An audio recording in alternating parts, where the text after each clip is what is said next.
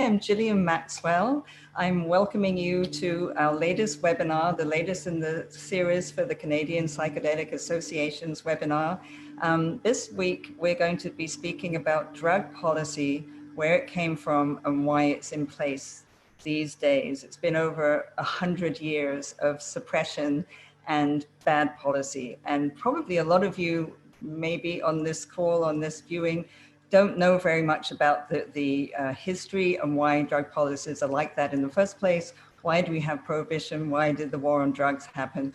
What was it all about? Was it that the government was really concerned about everybody's health and well-being? I wonder about that. We're going to find that out. So I just want to explain a little bit. Canadian Psychedelic Association is based in British Columbia in Canada.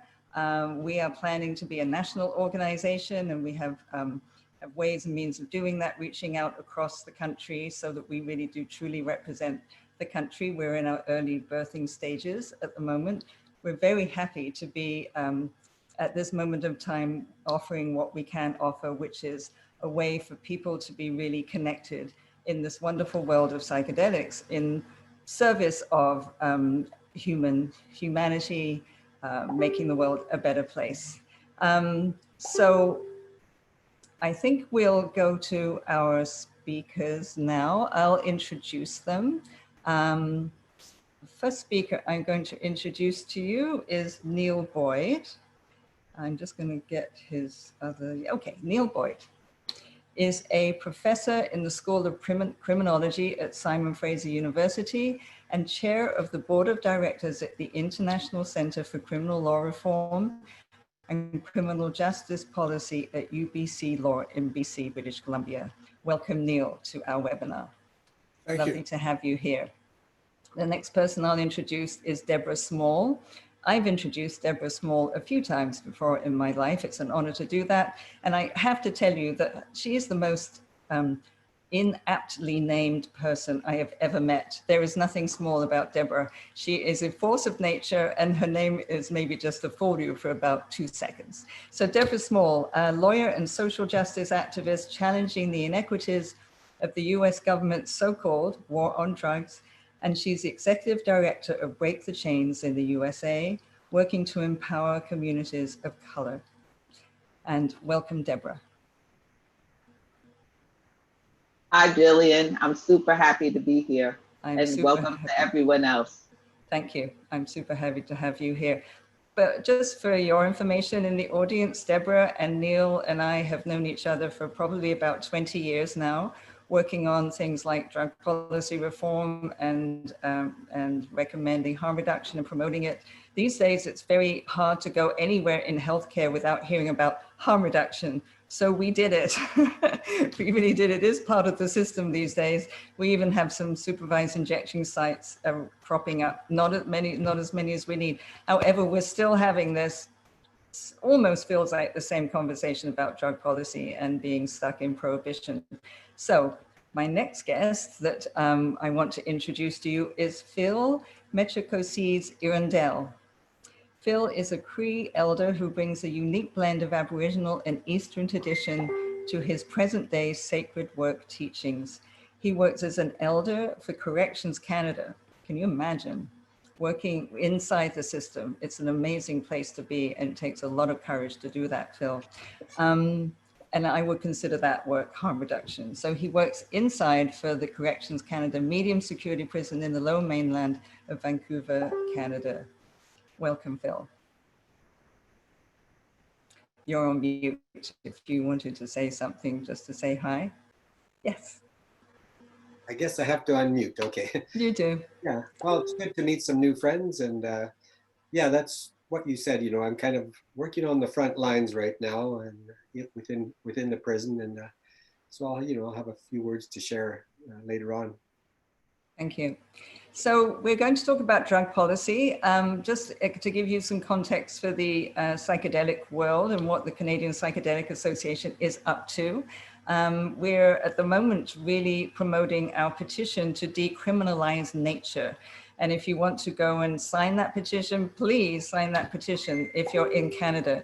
decriminalizenature.ca, and that is all about what it says, decriminalizing any plant medicines that, how can you criminalize nature really? What an odd thing to think you could do. However, it's been in place for probably 40 years or so and needs to stop. So there's a petition started by an MP, a member of parliament in Canada, Paul Manley.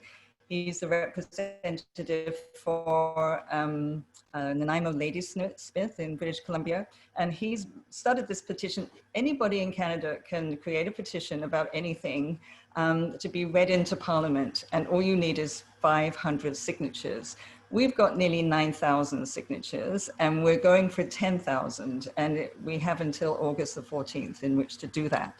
So please help us get there. It's really important to speak to those people in power and have them know that there's support in their communities and their constituents. Otherwise, they just simply won't listen. So the more we get, the merrier. And just so you know, with that petition, when you sign it, you tick on it, and then it has to be confirmed. So an email comes to you right away and says, you know, confirm that this is what you did.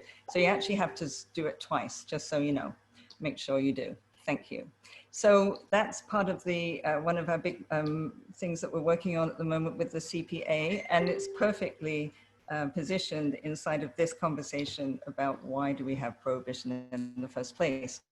So we're going to go to Neil first to talk about the history, and we'll be hearing from Deborah and Phil also about the impact. So please go ahead, Neil. Oh, you're muted. Muted. Can you unmute yourself? There we go. I'm unmuted. I guess one of the things that might surprise people is to recognize that the criminal prohibition of certain mind-active drugs is an experiment of a little more than 150 years. If we go back in time, we can go to the British India Opium Company, which conducted 2 wars to basically impose British Indian opium on China in the 1850s. At that time, there was no thought about global prohibition, though there was concern by the Chinese about the approach of the British India Opium Company. Well, if we can just fast forward to the United States and Canada, in the latter part of the 19th century, we had Chinese immigrants coming to Canada and the United States. They were able to make 10 times what they would make in China for similar kinds of work, and they brought with them smoking opium. It was something that they had grown up with, that was a part of their culture. And so in Canada, for example, they set up smoking opium factories in Victoria, Vancouver, and New Westminster.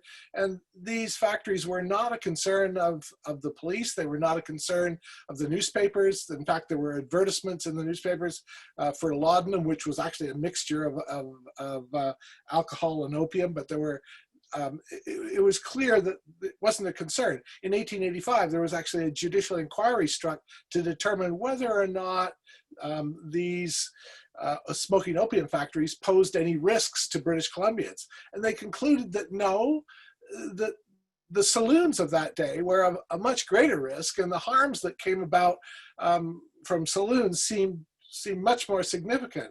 And so you have the women's Christian temperance movement, which formed at that time because of some awareness of the beatings of women at the hands of drunken husbands. And so already we begin to see in the 1870s, 1880s, 1890s, that the dangerous drug in terms of these two, smoking opium or alcohol, appeared to be alcohol.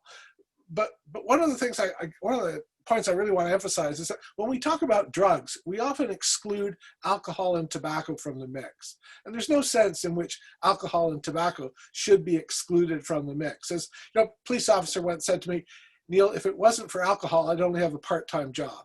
And there's actually some truth to that. So the question then becomes, well, how did we get to somewhere around 1870 with smoking opium factories in Vancouver, Victoria, and New Westminster to criminal prohibition? Well, if you look carefully at how that first legislation in Canada, it was similar in the US, how it came about, there was concern, there was no concern initially because cheap labor was needed to build the industrial infrastructure of the West. And so the Chinese were welcomed. They were a source of cheap labor. They would work for 50% of what white trade unionists would work for. And that changed about the turn of the century. So the first decade of the 20th century, between 1900 and 1910, what had been a labor shortage was now a labor surplus, and we began to see the formation of the Asiatic Exclusion League. And Canada imposed a head tax of $50, and then $100, and then $500 for all anybody who was immigrating from Asia before they could come into the country. It was a plainly racist head tax, but it was motivated by this labor shortage that had turned into a labor surplus. And the labor surplus of the early part of the 20th century then resulted in the very well-known anti-Asiatic riot of 1907 in the city of Vancouver, where 10,000 people converged on City Hall, which was then about where the Carnegie Center is. And at the end of the meeting, after listening to deputation of conservative politicians and Chinese clergymen and merchants urging an end, mostly at that particular event, trade unionists and conservative politicians urging an end to all immigration. They drifted into what the Chinese and Japanese quarters of the city of Vancouver. They beat people up, they destroyed the businesses. And the response of the federal government was, well, these two, Japan and China, are trading partners. There was a lot of documentation. So we've got to do something. So initially in the fall of 1907, they went out to, the government sent Mackenzie King out to Vancouver to settle claims from the Japanese for losses. And King wrote at the time, why aren't we settling claims from the Chinese? It seems as if fear and not justice is the motive. And the prime minister shot back saying, well, Japan's an important trading partner and China isn't that important. But ultimately, his view prevailed. He went back the following year to in May of 1908, and he had a request from the Li Yuan Opium Company. And he said, I will look into this drug business. It's very important that if Chinese druggists are going to carry on business in the same way as white druggists, that they be licensed in a similar manner. Then he received deputation of local Chinese clergymen and Chinese merchants who were interested in anti-opium legislation. And he said to the Vancouver province the next day, it should be impossible to manufacture this drug, smoking opium, anywhere in the Dominion. We will get some good out of this riot yet. Now, what's interesting about this is that when the first legislation was introduced, it was as a consequence of a racist riot in the city of Vancouver. And it was the legislation was not introduced by the Minister of Justice or the Minister of Health. The legislation was introduced by the Minister of Labor. There was a transparent kind of obviousness. After all, we were trying to get some good out of a racist riot in the city of Vancouver. And that's the context in which drug law began. There was racism behind the law, and to pass it through the Minister of Labor. And today, we have to recognize as well that tobacco and alcohol were never criminally prohibited. Alcohol was for a very short time in Canada and for a longer time in the US. But what we saw over time from the initial legislation in Canada of 1908, we see the very first penalties imposed. Merchants were given 6 months to sell off the existing stocks they had of smoking opium. The maximum term was 6 months in prison for the manufacture or sale of smoking opium. And over time, those penalties grew. They grew to the point where in 1961, with the passage of the Narcotic Control Act, and by that time, by the way, cannabis and cocaine had been added to the schedule of prohibited drugs. So really, this is about first world drugs versus the drugs of the developing world. Tobacco and alcohol, regardless of the harm that they imposed, were never part of this agenda. And so we've got this hypocrisy that basically undergirds the legislation that we have today. I'll just sum up a little here by saying in 1961, the Narcotic Control Act, there was a lengthy debate about whether people who trafficked in narcotics, which were then defined as cannabis, coca, and opiates, whether they should receive the death penalty. And that was somewhat narrowly rejected by just almost a 2-to-1 margin, the death penalty. But in its place, life imprisonment for those as a possible maximum penalty for those who trafficked in cannabis, cocaine, or opiates. Now, the irony of that, the toughest penalty in place in Canada at any point for any kind of drug offense, by 1965, you have, and I should add, no more than 1,000 persons charged in any year from 1908 to 1961. By 1965, with this draconian legislation in place, we see 1,000 people convicted of cannabis possession. Half of them went to jail. The first attempt was get tough with these cannabis users, put them in jail. But by 1975, 40,000 people. It didn't stop people from using cannabis. And so the irony is that we didn't know, I mean, I can say we didn't know what we were doing, but there was lots of correspondence between politicians of 1907, 1908.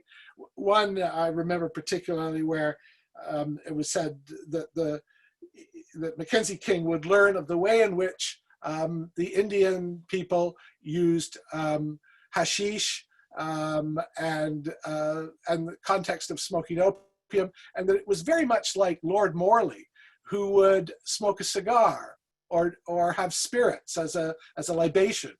So that view was out there. The view, he said, but this was a view that I would impart privately to Sir Wilfrid, the Prime Minister of Canada, but not to the people of North Waterloo. In other words, you tell the Prime Minister one thing, which happens to be the truth, and you tell your constituents something that's simply not the truth, something completely different.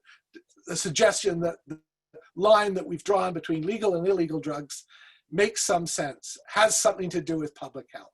It never had anything to do with public health. It had to do with cultural difference. It had to do with the bad drugs of the developing world. It had to do with racism. And that remains today with a person like Donald Trump in America. We have a few conservative politicians of a similar kind, but I'll stop there. I've probably used up a fair bit of time and hope to chat further. That's wonderful, Neil. Thank you. I do have a question for you while we're just doing the opening remarks, and that is, so in the 60s with Nixon and the administration there, it was the same thing. They were doing that. They created the war on drugs for the same reasons as keeping people oppressed and identifying particular groups. Could you speak a little about that? Yeah, I think, I've talked really about the period that led up to the origins of criminal prohibition. But in America, with first Nixon and then Reagan and the 3 strikes you're out and the very sort of get tough on drugs approach, we had a massive boom in imprisonment. And drugs became a currency by which the Black population in the United States was oppressed. And one of the most famous examples is the distinction between crack cocaine and powder cocaine. And of course, crack cocaine was treated very differently for reasons that had nothing to do with health and had everything to do with who was using what. So America, since the 60s and 70s, has been in a much worse place than Canada in terms of oppression and in terms of the drug war. We've recently legalized cannabis. Of course, Colorado, Washington, similar. But we continue to talk about alcohol and drugs as if alcohol is not a drug. And so one of the things I really try to convey to my students all the time is that the line between legal and illegal drugs has nothing to do with public health. And let's start talking about all the drugs on the same page. That's the only way we can make sense of this. That's wonderful. Thank you. It reminds me of a guy in London before he was fired. Actually, he worked for the government, David Nutt, and he did his study on the most harmful drugs. And of course, guess what came out on top? Alcohol. Yeah, then he got Tobacco a fired. close second, perhaps. Yes, exactly. Those two legal ones. Okay, we're smiling. It's not really a funny topic, but you know, we're relating to each other because that's what human beings do. But it's a tragic tale. It really is. And so it is. I mean, the human cost is enormous. You know, when I was in law school, we did a survey of the graduating class at Osgood. 70% said they had used cannabis, but none of those people, none of my, you know, I've never been in any sense victimized as a consequence, and of course that has a lot to do with our culture and the hypocrisy that undergirds all of this. Yeah. So we'll leave it for now, and go to Deborah. I just want to tell everybody that's watching, by the way, the best way to watch this to get the full experience is simply to put yourself on gallery view. And from time to time, we'll be flipping around, and if a speaker is on for a while, we'll be focusing on them. But gallery view means you can just set it at that, sit back and enjoy. So. And the other thing I wanted to say, of course, is, I don't know if you've noticed, but we actually have 2 lawyers and a Cree elder. Now, if this is anything like my experience of talking to lawyers and people that tell wonderful stories in the Indigenous tradition, they could talk for hours. So I think we'll be okay between 4 and 6, but you know, let's keep our fingers crossed that we get everything in that everybody wants to say. Deborah Small, you are up next. So you've heard the introduction with how it started in the first place. Please continue on with where you would like to go. So I kind of want to build on some of the things that Neil talked about just now, but I also want to dig a little deeper into the exceptions made for tobacco and alcohol. I think that you have to remember that, at least in the US, our early economy was built on promoting and selling addictive products for profit. The early colonies, their main staple was sugar, rum, and tobacco. The reason that Africans were stolen from Africa and brought to what the colonies was to do for free labor to actually produce these products. And the reason that the settlers wanted the land, which they drove the indigenous people off of, was so that they could develop a market for these products. That was how they built the economy. So I think it's really important to remember the important role that drugs in general, including sugar, which I see as also a drug, which is also addictive, played in building the economy of what became the United States of America. So there's something particularly noteworthy and perverse about a country that built its wealth on promoting addiction for profit to now have a whole system of punishment that's based on punishing people for their addictions. So I'll start with that. Then I think it's important to think about the lessons that were learned from alcohol prohibition that relate to drug prohibition. Alcohol prohibition was ostensibly about protecting women from violence from men who beat them under the influence of alcohol. And yet in reality, that was a conversation that was talking about immigrant people, not the majority of Americans. And throughout the entire period of alcohol prohibition, most of the law enforcement was directed at poor communities, immigrant communities, not wealthier communities, which never stopped drinking. Now, I don't believe that domestic violence is exclusive to poor people. And yet the experience of the narrative around alcohol prohibition was very much around controlling immigrant communities, controlling their behavior, criminalizing their behavior for other reasons that had very little to do with their consumption of alcohol or their behavior while under the influence of alcohol. One of the reasons we were able to get rid of alcohol prohibition in a relatively short time in comparison to drug prohibition was because of the growth of the political power of immigrant communities who had the ability through their vote to force elected officials to change the law. And it's not surprising that the cities that had the largest immigrant communities, like New York, Chicago, San Francisco, Boston, were also the ones who led the charge against alcohol prohibition. And there were bitter, bitter battles in the country around that, similar to the kind of battles that we're seeing today around drug prohibition. But I also want to point out that, at least in the United States, each drug that was made illegal was done so for a combination of what Neil pointed out as being economic anxiety and racial animus. Economic anxiety around people of color who were now competing with white workers for jobs, plus racial animus that said that we should always have a position of superior power over these people. Now, it was not easy. In fact, it was, except in the South, it was not that easy to just criminalize people on the basis of their color, but you could do it on the basis of behavior. And so drugs have been ubiquitous within society from time in which people came together. It's always been a part of human society for people to take drugs that alter their consciousness and to have either positive or negative relationships with those substances, depending on when and how they use them. But the ability to criminalize people for that is a particular phenomenon that I say is rooted in sort of this Calvinistic morality that looks to create categories of people and moral worth of people based on both their color and their behavior. Now, we could just as easily, for the same basic reasons, have chosen to criminalize fornication and adultery as a way of controlling behavior that people might see to be harmful and unhealthy. The problem with that is that it's much more difficult to racialize that.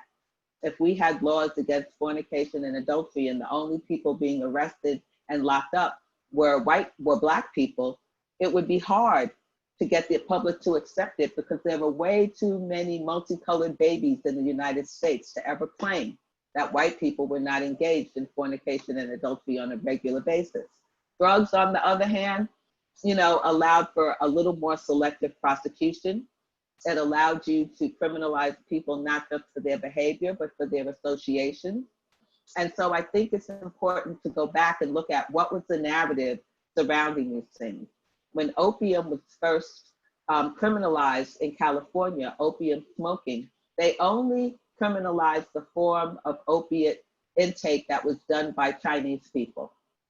People forget that during the Civil War and the period right after was the greatest level of opiate addiction in America, even greater than today per capita, because so many people had been given opium during the Civil War to deal with pain. It was in a lot of the pharmaceuticals that were being sold in catalogs, et cetera. It was easy to buy laudanum, to buy morphine, et cetera. So these things were throughout society. It wasn't until there was a need to be able to control minority populations that what was previously considered to be a health problem became a criminal justice problem. And for those of you who are theater people, I would remind you of the theme of O'Neill's play, Long Day's Journey into Night, that dealt with his own mother's addiction to opiates. But in that context, it was not treated as a criminal problem. It was treated as a public health problem, which was the result of bad medication that she was given by her physician at childbirth. And that was the view that Americans had of people who had opium problems prior to the Harrison Narcotics Act. These were people who maybe were misdiagnosed or misprescribed. They developed a problem. They needed to be treated. It was not that they were hopeless criminals who needed to be incarcerated or punished out of their behavior. The same is true with cocaine. As again, the people who sort of trailblazed for that were intellectuals, people like Freud. They were doctors like William Halsted, who was the first surgeon teacher at Johns Hopkins University. He was the person who had a long time problem with cocaine and heroin, but those things were not criminalized for him.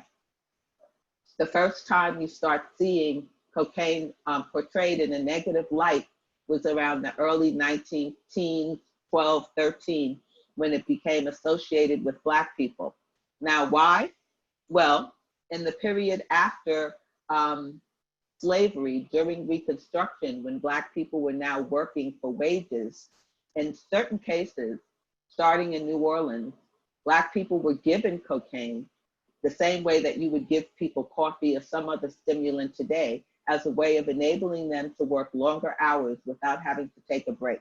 It had the additional benefit of making people feel good, but literally there were records that show that many businesses, plantation owners actually paid their workers partly in money and partly in cocaine.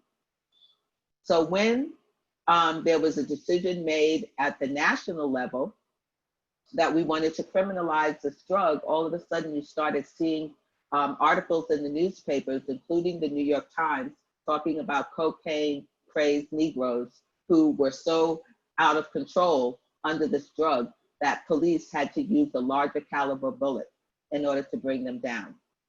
And the other underlying theme that was true both for opiates and cocaine and later cannabis was the issue not just about racism, but sexual behavior. It was asserted that people that Chinese used opium as a way of enslaving white women sexually, that Black people were using cocaine as a justification for going after white women. It made them more prone to rape, and it made white women more susceptible to their advances. The same was true with cannabis. In fact, the reason that we call it marijuana today and not cannabis was because of the racialization at the time that they were passing the law that associated cannabis use with Mexicans primarily. It was called that crazy local weed. It made Mexicans forget their place and become aggressive and go after white people, especially white women. And in order to cement that view in the public's mind, they stopped using the term cannabis or hemp and started using the term marijuana, which is the Spanish word for the exact same thing. So from the very beginning, there was a racial agenda behind the drugs that were made illegal, and therefore the people who would be prosecuted for using them. And this became even more pronounced in the aftermath of the civil rights movement. One of the things that Nixon's, I guess it was the chief of staff, John Ehrlichman, admitted years later, was that part of the reason for declaring the drug war was in order to have a way to deal with the groups of people that Nixon had seen as his enemies, which at that point was the anti-war movement and the Black nationalist movement, the radical movement represented by the Black Panther Party. And so as Ehrlichman said, we couldn't just criminalize these people, but if we could associate them with drugs and then heavily punish that, then that would give us a means legally to be able to go after these people, to lock up the leaders, to kill them if necessary, but basically to take away their ability to continue to challenge the government on things like the war in Vietnam, police brutality, and the continuing institutional racism that we're still struggling with today. And so it was a deliberate attempt to use the frame of a war on drugs as a way of going after and neutralizing people perceived as enemies. It was very effective in terms of either giving police a justification for killing people, which is what they did with the Black Panthers, or locking them up, which is what they did with the anti-war protesters and many of the Black liberation movement leaders. How it relates to the issue of psychedelics is that it was during the 60s that psychedelics became associated with the counterculture movement. Many of the leaders of the counterculture movement were also allied with the Black liberation struggle. In fact, Timothy Leary went to Algeria and spent time with Eldridge Cleaver while he was there when he was hiding out from the government. So the FBI saw these groups of people as being linked through their drug use and their openness about their drug use. And they saw that drug use as something that provided a door for them to use to be able to use law enforcement and all of the power of the state against them. The other thing I think is important to remember is the economic foundation or impetus behind having a war on drugs. In addition to allowing you to target people, it also allows you to justify failing to meet their needs. Once you call a person a criminal, because they're using drugs or whatever, you no longer have to address the fact that they live in poor housing, that they don't have access to health care, that they suffer from inferior education, that they have job discrimination. Everything now becomes the fault of that person because they're using drugs. And if they become addicted, well, that was their choice. And it allows you to ignore all the other social and economic conditions that you've created for those people, which may or may not contribute to their drug use, but which now you can hang all of the problems on that. And I find it amazing, actually, quite frankly, that inside of the war on drugs, we are willing as society to spend more money on a jail cell for people than we're willing to spend to support a family of 4. There's not one state in the United States that actually provides assistance to families that is equal to the amount of money it costs to keep them behind bars for 1 year.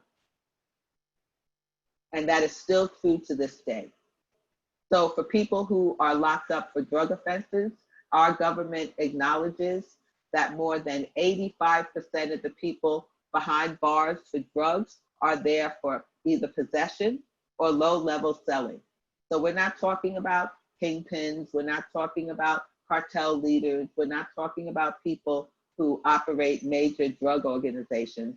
By our government's own estimate, less than 10% of people incarcerated for drugs fall into what they call a kingpin category. And the majority of our drug arrests are for possession. So basically, we're willing to spend $25,000 a year plus to keep a person behind bars for crimes that aren't even worth $1,000 on the street. But it allows us to ignore the social problems that these communities suffer. It allows us to disinvest in those communities because after all, they're crime-filled. They're filled with people who were using drugs and who are doing things that we don't approve of. So we don't have to improve their housing, their education, their health care, their job benefits, or any of the other things that make life worth living. We can write them off. And then we can use the prisons as a place to disappear the people so that we don't have to listen to their complaints. So I think it's really important to think about the role that the drug war plays in maintaining the economic power structure that exists in our society to justify government inaction for people that we've already, caused to suffer because of discriminatory policies for decades and decades, and to impose upon individuals who've suffered many of life's deprivation the additional burden of stigma. Because what we've done is made these people believe that they are the problem.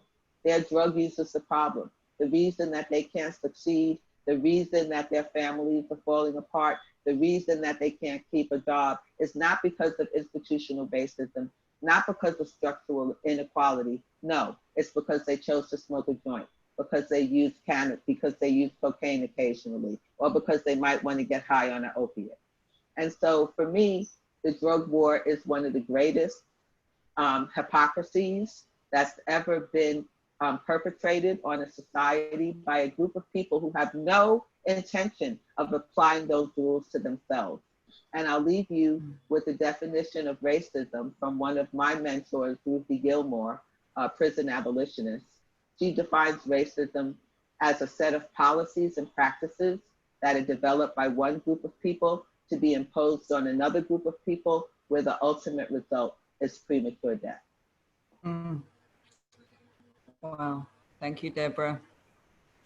I have to say, back in the late 90s, when I was living in the downtown east side close to it, and just saw all the inequities and just couldn't take it and wanted to do something, I got involved in the drug policy reform world and met Deborah and other people like her, but there's no one quite like her. And I just had to do something.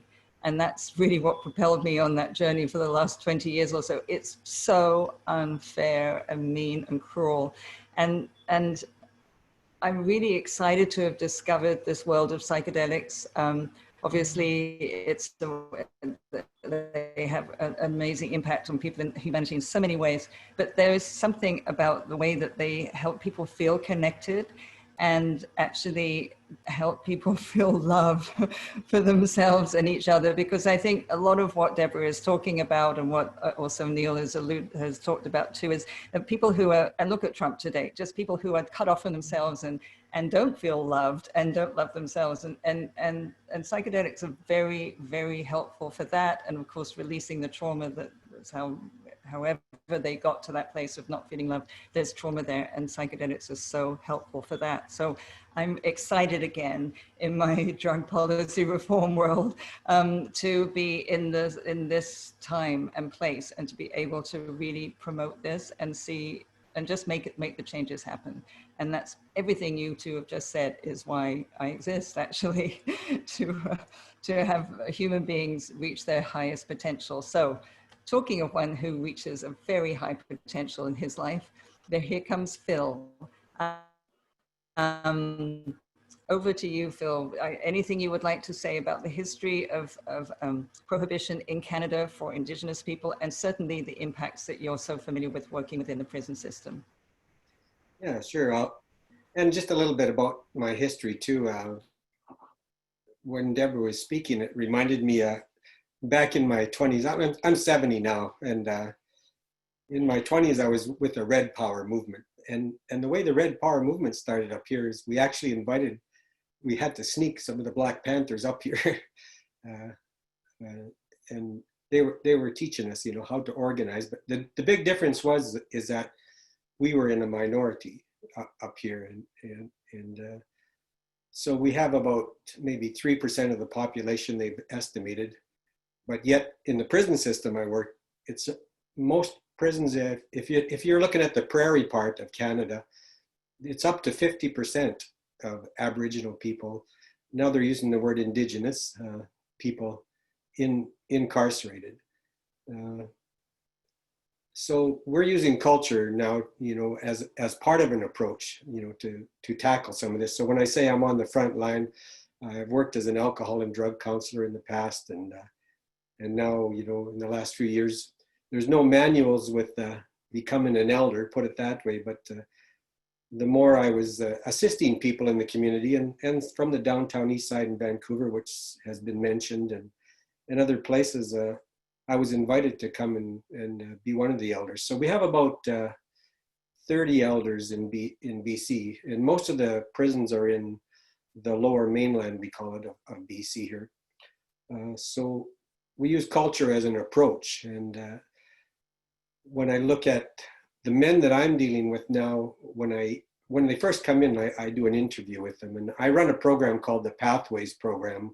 So they get more exposure to culture and more one-on-one time with myself and other elders as well. So usually when I'm interviewing a man, though, I'll ask them about their life and how they grew up, and if they had any exposure to culture.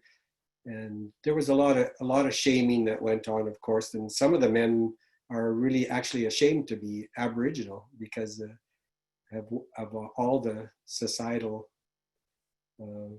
blocks that they've run into. So the men I'm dealing with, when I talk to them, the bottom line is trauma, and trauma has always led to some form of addictions, and so most of I would say over 90% is probably alcohol and drug related. And now there's some very heavy drugs that are coming in, like fentanyl and even carfentanil, which is very powerful. And there is talks now of a needle exchange program, but some of the unions are wrestling with it. I was going to say blocking, but I thought I better not say that. They're wrestling with it, put it that way, and trying to figure out that the safety of that for some of the people in the union. So our Aboriginal teachings are very cyclical, and we're working in a lineal world because it's almost like paramilitary, I guess you would say, the prison system.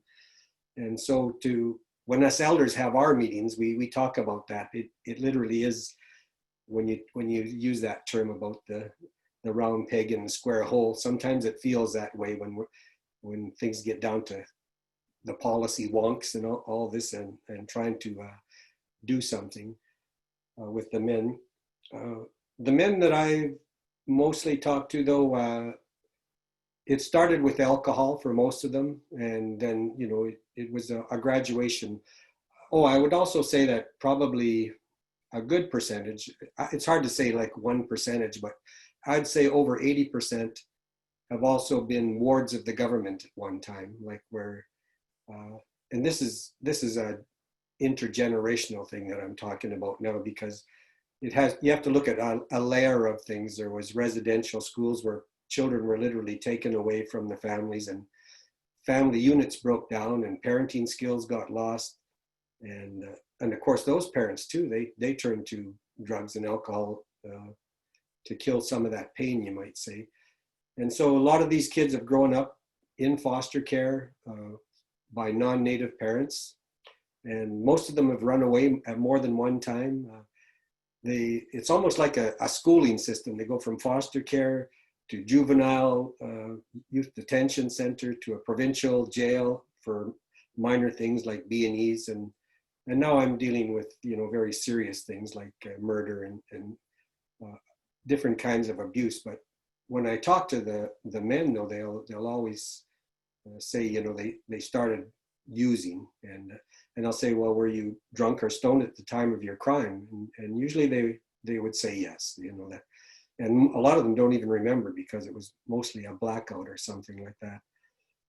So what I'm getting at is that most of the crimes go back to a base of some kind of trauma in a man's life. So sexual abuse has been a big one, and it's taken for a while for some of the men to even talk about that. But usually when I do a little bit of digging, I find out that it started usually in their youth somewhere, that, you know, there was some abuse of some kind. And of course, a lot of them taken away from their parents. What bigger abuse could that be? And so no role models to grow up with. So when I think about drug use, like a lot of it is to respond to something that's coming from the outside to kill pain. And now when I talk to people like Jillian and the other panel members, I can see there are drugs too that would be more, that make you look more within instead of responding to outside stressors. And so some of the ones I think are still being experimented with. A lot of them have come up from South America that are in Canada now. There are ceremonies, there's ayahuasca ceremonies that go on up here, you know, and TP ceremonies of different kinds. And so some of the healing of that has been recognized. It's still moving very slow in the neighbor communities, and cautious, because I think people still relate drugs like cocaine and heroin, you know, they're related. They don't relate it. They don't see the difference when you start talking about medicinal kind of drugs that could be used in settings and for healing people, put it that way. When Deborah and other panelists were talking about things like tobacco, I'm a pipe carrier as well, and I do quite a few ceremonies, but I don't smoke cigarettes. I'm a non-smoker, but I was just listening to a friend, Gabor Mate, and he was talking about even alcohol and other things have been used ceremonially. And when they're used in ceremony, like I'm not addicted to nicotine, but I do so many ceremonies where tobacco is involved. And of course, tobacco, we've been taught growing up by my dad, you know, that it was used for ceremony and to give thanks, and it was an intermediary between us and the spirit world. So when you grow up with that kind of teaching, you know that it's totally different than smoking a cigarette. But so I'll give you an example. When I was a drug and alcohol counselor, I was given this woman, she was in my office, and I was giving her some teachings about the energy of tobacco and how it can be used. And after she heard me talking, she says, I never thought that, you know, when you smoke and you blow the smoke out of your mouth, you can say a prayer. And where does that smoke go? We say it goes to kind of the ether or the spirit world. And she said, well, that's so powerful. She said, I used to curse my boyfriend or my husband, you know. He said, I wish that effing guy was dead. And she said, and I was smoking a cigarette when I said that. And she realized the power of her words, you know. And same with my son, like he was getting pretty addicted to nicotine. And I said, well, just try this. I said, every time you smoke, I said, say a prayer, you know, for someone or something, or think of someone or something. And I actually watched his smoking habits change in those ways. So maybe I'll leave that as an intro anyway. And I've been doing this for quite a long time, dealing with men and women now.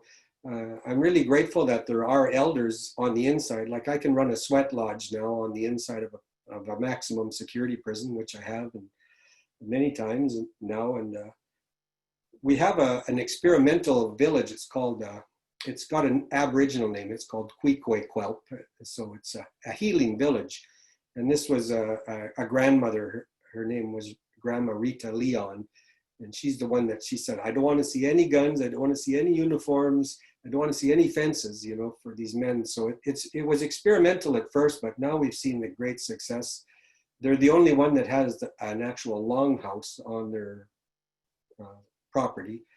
I worked there for a few years as well, and I ran ceremonies there as well. And it's a combination because even amongst our Aboriginal communities, there's differences. Like longhouse people are quite different than prairie people. The makeup of my men that I'm working with are largely from the prairie, from Cree and down east. They call them Anishinaabe people. And we can see that as the treaties and as Indian affairs, I guess, organized and came across the land, the highest gangs right now are on the prairies. And we haven't seen the longhouse people get as much into gangs as the people from the prairies. And it has to do with poverty. People were marginalized when, I got to tell one little story because before I finish here, I met two elders, and Deborah, this might interest you because he said, I remember when, he said, 4 white men came, and he said they were from a place called South Africa, and they wanted to see how our reserve system was set up. And I guess they came up, I think it was late 50s or early 60s, and they wanted to see how the reserve system in Canada was set up. And so they could go back to South Africa. They called them compounds there. So they set it, you know, and it became apartheid because the big difference is that we were in a minority in Canada, but to think that, you know, the whole thing about apartheid and setting up those compounds, and you had to get permission to leave those compounds. And my dad still remembered that, you know, having to get permission from the Indian agent even to leave the reserve. And we couldn't vote until, you know, the 60s. And I was always a little boy by then, you know, so I remember my dad. And, my dad was an alcoholic, but he quit. And he quit, I have to use the word white man way. You know, he went to AA and things like that, but then he started to go to traditional things, and slowly they seen that, well, these traditional ways are starting to come back now because they were so squashed before that they had to be taken underground almost to do ceremonies. And so he... Phil, do you have any knowledge of traditional use of medicines, plant medicines in your tradition in Canada? Not so much in the prairies. They came up more from the south. Like the main ones were like nothing illegal, put it that way. Like that was termed illegal because things like peyote and ayahuasca started to come up. Well, peyote, I think, started to come up more in the probably late 60s and early 70s. It came into Alberta, the province that I was in at that time, through a reserve called Hobima up at that in that area. And ayahuasca, I would say, started to come up just within the last decade, I would say, more to British Columbia and places across Canada here. And I was invited to some of those ceremonies, you know, so I had to be very experiential myself, you know, to see, well, I can't talk about this to men unless I understand it in my own way. And I can see there's some medicinal, you know, I can see where it takes you very deep, you know, and I can see where it's helped some addicts. And I know from the history of talking to other elders and other scientists and doctors, you know, that they use this now in practice, and some of it is still hidden. I mean, it's not used openly, and I know there is this push by you and others to legalize some of the different. Thank you for the segue. Absolutely. That's what the Canadian Psychedelic Association is all about. Welcome to new viewers who weren't here right from the beginning. I'm Gillian Maxwell. I'm a founding board member of the Canadian Psychedelic Association, CPA. And please join us as a member, $50 if you're a student, $100 for everybody else.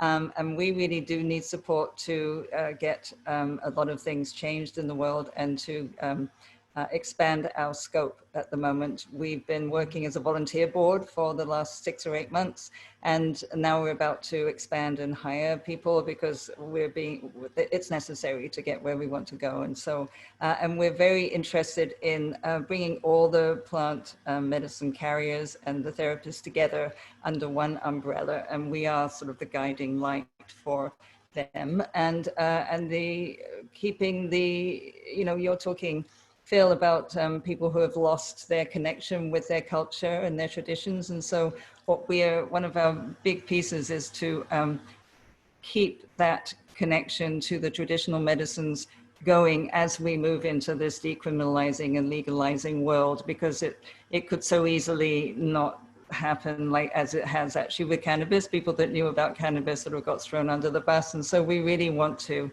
in Canada that is, we really want to, our stand is actually that everybody moves forward and that we have standards for practice and that kind of thing. And so we're pretty passionate about this. And if you want to support us, psychedelicAssociation.net is our website. We also have a petition to decriminalize nature, decriminalizenature.ca. Please go to that if you haven't signed it already, if you live in Canada, and put your signature on there to support a petition to be read in Parliament later this fall. So here we are. We've got lots of questions that people are asking, but I just want to ask you guys before we go to those questions, given what you've all said, anything you'd like to add or say to each other while we're just talking amongst ourselves, but we'll be opening up the questions really shortly. Deborah. So I just wanted to follow up on the comment that was made by Phil and Neil about the ways in which people use psychedelics. Well, first I want to also say that there are traditional ceremonial uses for coca, as was practiced in Bolivia and other places. People have chewed coca leaves for years without developing an addiction to it. And one of the consequences of prohibition is that it's made each of these drugs more dangerous in terms of how people use them. But that's another conversation.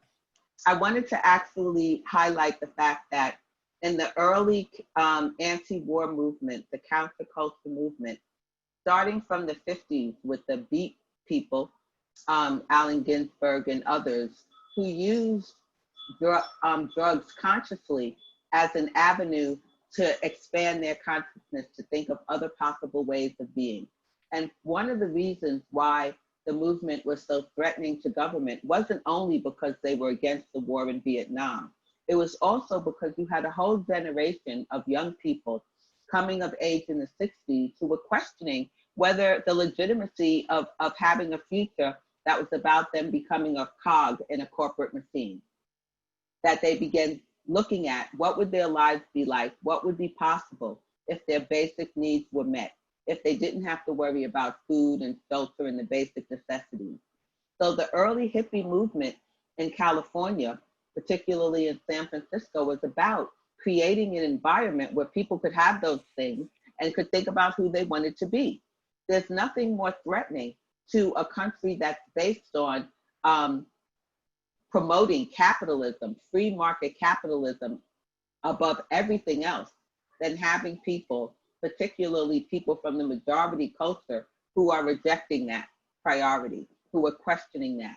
And so that the fact that that drugs became an avenue for people to have that conversation, you couldn't criminalize all the people, but if you criminalize the drugs, then you close off their ability to be able to use those ways as an avenue to greater consciousness. Where we are today is people dealing with trauma we know that these drugs are also good for helping people to manage and overcome trauma. My hope is that part of the response to COVID and all of the havoc that it's wreaked on people, both from health to the economic, etc., will have us re-examine the use of psychedelics to help people to deal with that, to deal with the loss of their loved ones, of their jobs, of their livelihoods, of their sense of self. So it's a different way of getting people to question, a different set of circumstances, but leading to the same result, having people question the standard order that we live in and seeing how dysfunctional it is and saying, hey, is there some other better way that we can organize ourselves, that we can exercise power, that we can make our government be accountable to us, that we can have a life that's worth living as opposed to one that we're just trying to survive. Exactly. Thank you, Deborah. Neil? Yeah, I very much agree with that. When I think back to, it's an era I grew up in, the late 60s and early 70s, and the introspection that cannabis afforded in contrast to alcohol was quite striking. And of course, that's true as well of a range of other substances. And it does present a threat to a way of life that existed at that time, and of course continues to exist to a very significant extent. It's interesting now to hear talk about the medical benefits.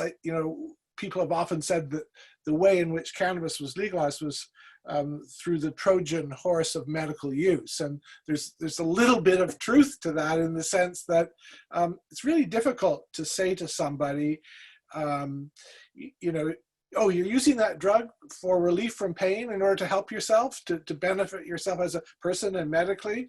Well, no, we're going to prohibit that. But if you're using a drug purely in pursuit of pleasure, that's worthy of criminalization. And so for people to come forward and say, no, cannabis is of tremendous benefit to me in a medicinal context, I think that was very difficult to stop.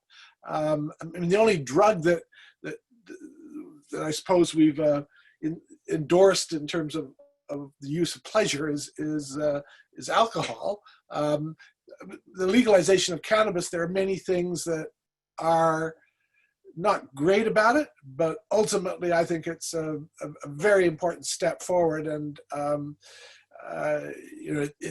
there's still racialization. There are a lot of things that need to be fixed, but I think that it's a move in the right direction.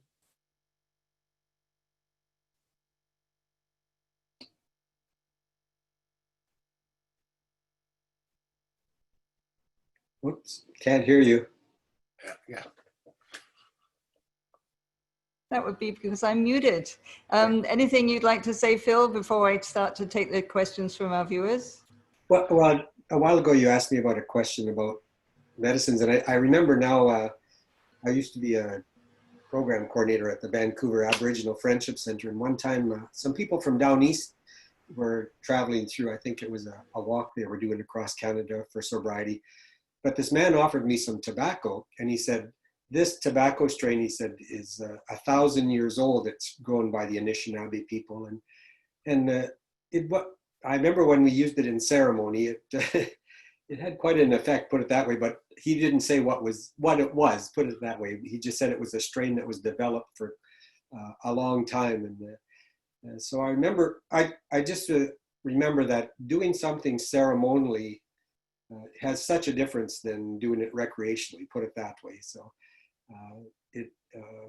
it takes a person deeper, and it answers a lot of problems. And again, I have to keep going back to things like PTSD. I think I'm dealing with a lot of men that have experienced that in their life, but they don't even know they have it, put it that way. So I've seen some benefits for cannabis that way with working with men. Well, thank you. There's great research these days on the benefits of MDMA, or ecstasy, for instance, for PTSD, and psilocybin, magic mushrooms, for end-of-life anxiety and depression. LSD was very successfully used in research trials before it was banned, to help people with alcoholism. In fact, Bill Wilson, who started AA, tried it and was considering having it as the 13th step, and it never happened. I can't imagine why that didn't happen. So yeah, these, I call them medicines, drugs, they have a lot to offer us, and goodness knows we need it at this moment in time in humankind, so human history. So here I'm going to flip through some questions here. Let's see if we can answer this question from Dana. Hello, Dana. Can plant medicine be legalized through spiritual or religious traditional uses? Is this a legal route that is possible? I have a little bit of information about that. Does anybody else want to wade in, or I can say a few things? Yeah, it has. There have been some successes, more in the United States around Navajo use of peyote. I think in Canada there have been a few cases that haven't been particularly successful. I can't recall the name of it. There was one in Vancouver Island some time ago. Yeah. The Saint-Daime in Montreal is the only successful one in Canada. But that requires, it's not that easy, and it requires actually starting a church. And it can't be a pretend church. It really must be, a real, whatever those requirements are. And so I think it's a possibility, but I think it took them many, many, many years of toing and froing with Health Canada to get that exemption. So probably not a route that is expedient. Well, the charter permits another question. Conscience, I guess, but again, as opposed to freedom of religion, and one could classify this under the rubric of freedom of conscience as opposed to a freedom of religion, but not particularly successful to date. Didn't work for the Rastafarians. No. Right. True. Okay. This is from Michael Couchman. A question for you, Neil.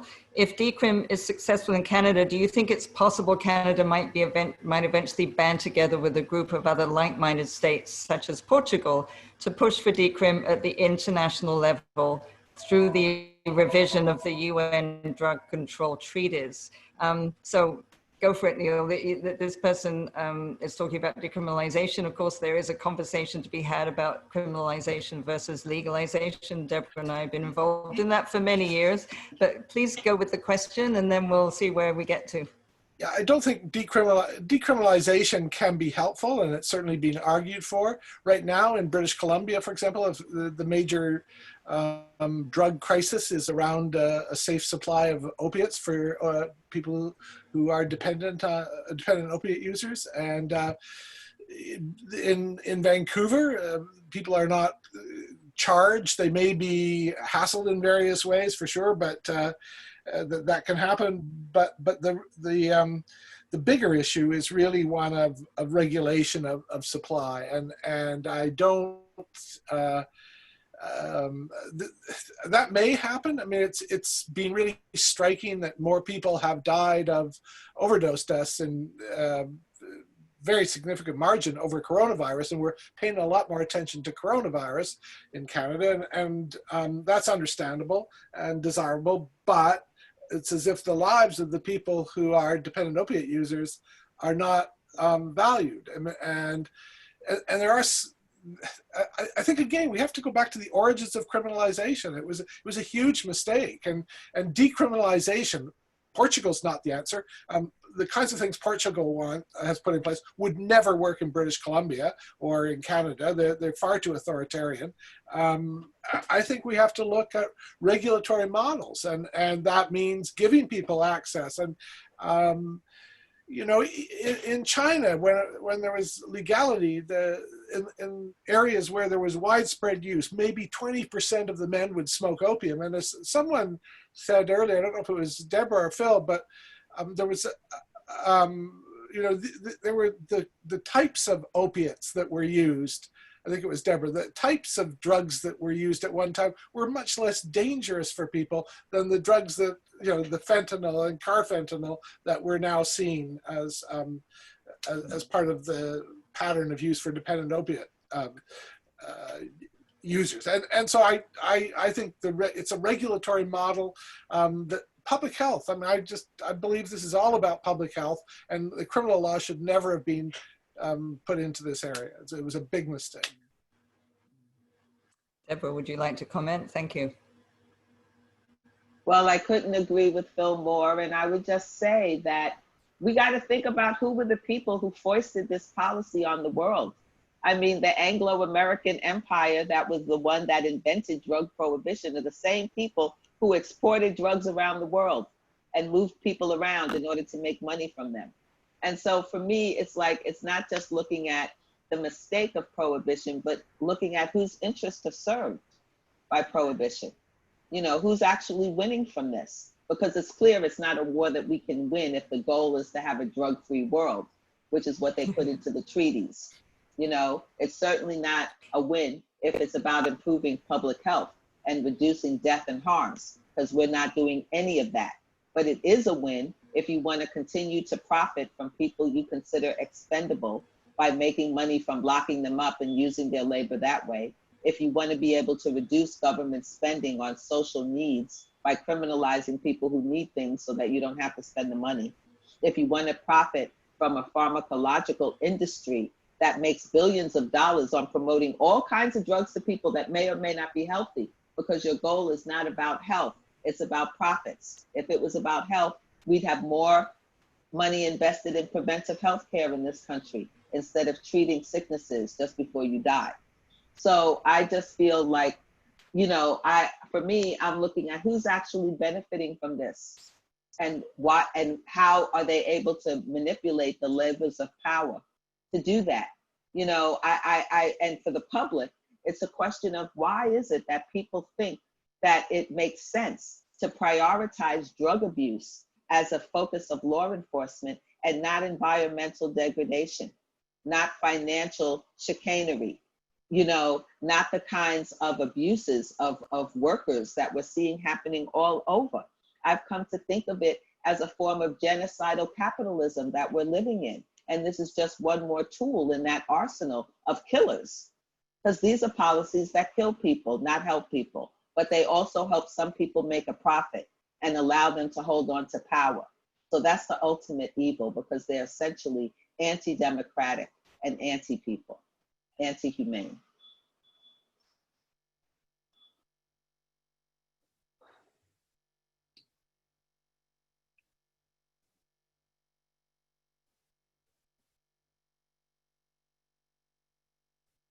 Hi, everybody. I disappeared for a minute. Are you all there? Yes, we're still here. Okay, okay, I'm back. So Deborah, I sort of disappeared in the middle of you speaking. So would you mind, whatever you were saying to complete what you were saying about legalization? Well, so this is the bottom line for me. I no longer believe that treaties are sacrosanct. Under this administration, we've pulled out of the environmental treaties, we've pulled out of our peace treaties, we're pulling out of the nuclear accord. So what makes the drug convention so goddamn sacred? I'm like, you know, we're willing to relook at all of these other things that are actually useful and helpful, but we want to hold on to the one set of treaties and policies that has never produced any of the results that it purported to do.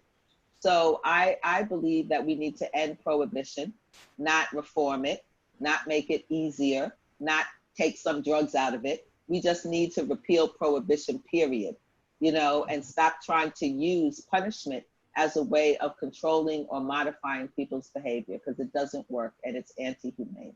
Got it. Okay, great. Thank you. And just to finish that question about the treaties, there are international groups and NGOs working on that. They go to Vienna every year, and little by little, it's very incremental, drives me crazy, but some of them have the patience for it.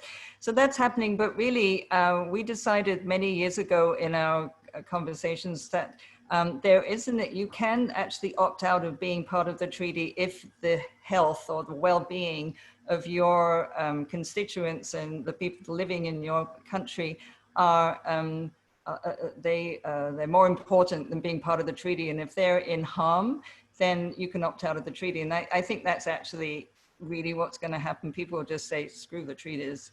This is killing our people. You know, we don't need to do this anymore. And I actually think that's how it will end up being changing. Somebody asked, do you see, what parallels do you guys see between legalizing cannabis and legalizing psychedelics? Any comments on that, Neil, perhaps? Well, I think one of the differences between cannabis and psychedelics is that people might use cannabis as part of an almost daily routine, whereas psychedelics, drugs that have more predictable experiences tend to be drugs that are more commonly used. That every time that you take it, you can typically expect X, Y, or Z to happen. There are similarities in terms of the kind of expansion of consciousness. I think back to Andrew Weil's book, The Natural Mind, and the way in which he wrote about cannabis. He wrote about psychedelic use. But I think that the issue of dependence, you could talk about cannabis dependence as an issue for some people in some circumstances, not in a manner similar to, say, tobacco or alcohol typically, but it's much more difficult, much more uncommon with psychedelics to put the issue of dependence into the equation. And so I think that does bring up the possibility of help for PTSD, of a range of possibilities for psychedelics that's beyond something, an alteration of consciousness that people engage in as part of their ordinary waking lives that tends to enhance, for most people in most circumstances. And I think in that sense, the psychedelics are perhaps different from cannabis and different from drugs like alcohol or cocaine, which might be more regularly consumed by people who are committed users to one degree or another. Mm-hmm, mm-hmm. And certainly when we've been talking over the years about legalizing, there will be different ways of doing that depending on what drug or medicine you're talking about. And I think that makes a lot of sense. What harm can it cause? The regulations we have in place around tobacco are very different from the ones we have in place around alcohol, and because of the intrusiveness of tobacco. But again, we're not talking about criminalization, criminal prohibition. We're talking about everyday regulation. Yeah. Phil, I have a question for you, but also could be for you guys as well. Is it possible the memory of historical traditional use of psychoactive plant medicines in Canada, but I think that's also true in the US, has been erased by? You kind of faded out the last part of it. Is it possible that the memory of historical traditional use has been erased by colonization? Oh, yeah. Yeah, because it is the dominant culture, I think, that usually sets policy. I was going to piggyback a question on that to some of the other panelists. My understanding is, and maybe correct me if I'm wrong, I thought drug companies kind of set policy, like about what, they fund research, put it that way. That was my understanding.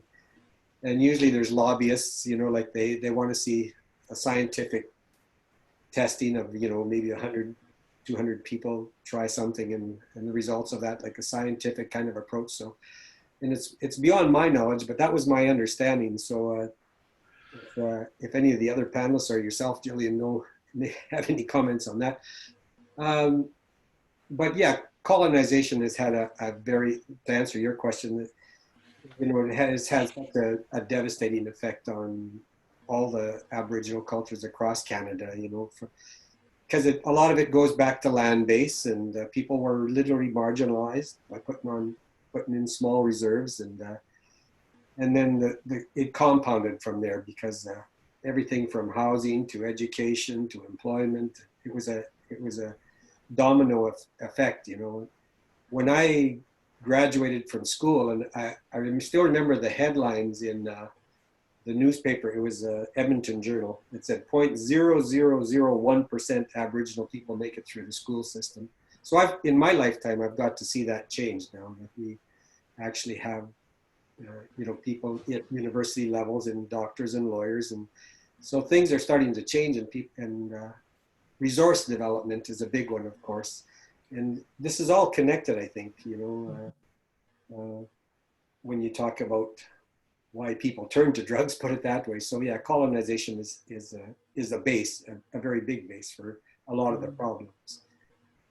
Because it's not just one answer. It's when I was with the Aboriginal organizations, we literally had to tackle every front. Like we had to talk about housing, we had to talk about education, we had to talk about medicine. Health is a big issue, and that's probably where drugs fall more into.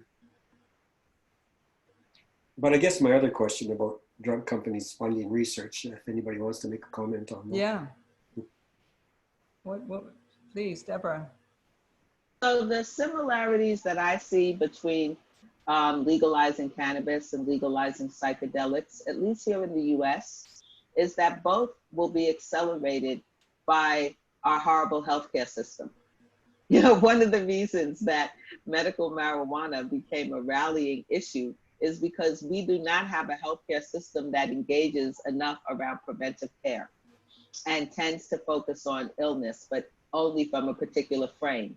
And so the fact when you had large numbers of people who were like, we cannot get access to the things that we need to relieve our pain or to manage our glaucoma or to help us deal with the nausea of chemotherapy, et cetera, it was very difficult.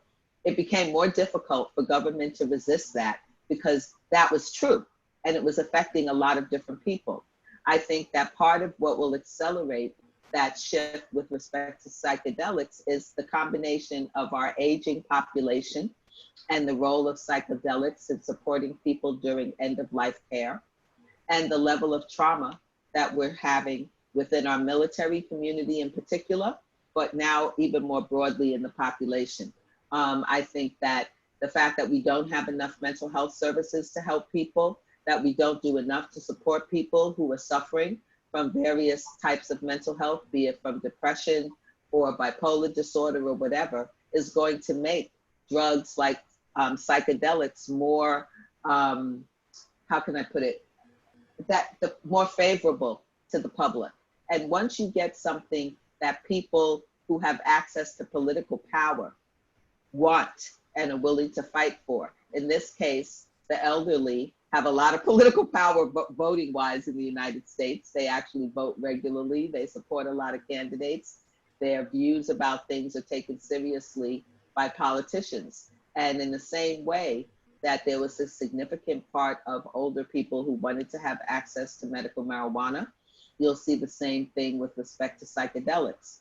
And my hope is that the fact that once you put something in a regulatory scheme, you have the ability to control its purity is what's going to support legalization. People have been smoking cannabis nonstop all throughout the era of prohibition. The difference now isn't even the price, because legal weed costs as much as illegal, but at least you know what you're getting. At least you know that it's not contaminated with something else. At least you know where it was grown and under what conditions, et cetera. And so to me, the desire of people to have access to unadulterated drugs that are effective for them will be the biggest thing to move us along within the legal frame to supporting people's ability to have access without punishment or penalty. Mm-hmm. Mm-hmm. I agree. I think we also see something of that dynamic in Canada as well, although we don't have the dystopian healthcare system that you do in the United States. But we had the same kind of push for these changes. And I totally agree that one of the great benefits of legalization is being that, we now have a much more educated discussion about cannabis. So we have not only THC and CBD, which were hardly talked about a decade ago, but now we're talking about terpenes, about THC not being the driver of the high of the experience. I mean, we're actually learning something, and so that's what we need to do with, I think, all drugs. Really, is put them under that kind of a microscope and in that frame. Wonderful. I have another question, which I think may be, well, actually a question earlier on. So what would it take? The question actually was, so if everybody understood the origin of drug policies, surely everything will be easy to change. Hey, Deborah. Hey, Neil. So what exactly would it take to make this shift happen? What do we need to do? You're the experts, you know. Well, you know, you've got Donald Trump as the president of the United States. I can't imagine anybody more dystopian or, you know, more dysfunctional. I don't know. There are times when I despair of the possibilities, but what Deborah was just saying about the aging population and making the case for these that's a big part of it. We've talked about opiate maintenance programs, and they seem to work. You know, when you start to get your head around cocaine maintenance or methamphetamine maintenance, the picture gets a whole lot more muddy. So, you know, I'm not sure that, but at the same time, I don't support the use of the criminal law with any of it. I think, you know, we need a regulatory environment. We need to focus on public health as the driver. In British Columbia over the last number of months, Bonnie Henry, who has focused on public health with COVID, has become a media star, and it's, you know, with her mantra of be kind, be calm, be safe. It's so there's a desire for these kinds of changes within the public. You know, Bonnie Henry called for safe supply last April. Yeah, no, yeah, and then she's ahead of the government on that one as well. She certainly is. Yeah. Deborah, did you have something to add to that? Well, I think that we have a dual dynamic going on, because from my perspective, drug prohibition also serves as a get out of free card for mostly white people with money to be able to use drugs and even abuse drugs with impunity. And I'll use cannabis as the classic example of that. So many of the people who are prominently engaged in the legal cannabis industry are not people who were new to cannabis. There were people who were using cannabis, who were buying cannabis, who were selling cannabis for decades. But because they weren't Black or brown, they didn't have to worry about being criminalized for their activities. So they don't have convictions. They don't have barriers to getting credit and the other things you need to be in business, because Black and brown people have been serving their sentences for decades. And there's a certain, whether people are willing to acknowledge that or not, there's a certain understanding that the racialization of the drug war allows for drug abuse to continue in majority communities without the same onerous impacts. Now there's a yin and a yang to that. The yin is that you don't go to prison. The yang is that you're able to pretend that you don't have a drug problem in your community until people start dropping dead at large rates, which is what we're seeing now with opiates. But that's not a new problem. Neither is the problem of stimulants. For decades, blue-collar workers have been using drugs in order to make it possible for them to stand on their feet for the hours they have to stand on their feet, to do the jobs that they have to do in order to feed their families, sometimes 2 and 3 jobs. And there was an understanding about that, but as long as it was only happening in certain communities that we choose not to criminalize, people were gonna look the other way. So there's that. On the other hand, you have what I call this social conditioning to mass death, which also kind of undermines and makes it harder to actually get public response. For that, I'll use the issue of guns. Like, there is no question about the impact and the long-term effects of gun violence in our society, that there are way too many guns, that it's too easy to get them, it's too easy to use them, and that we could reduce the level of deaths in America tremendously if we just did something about guns.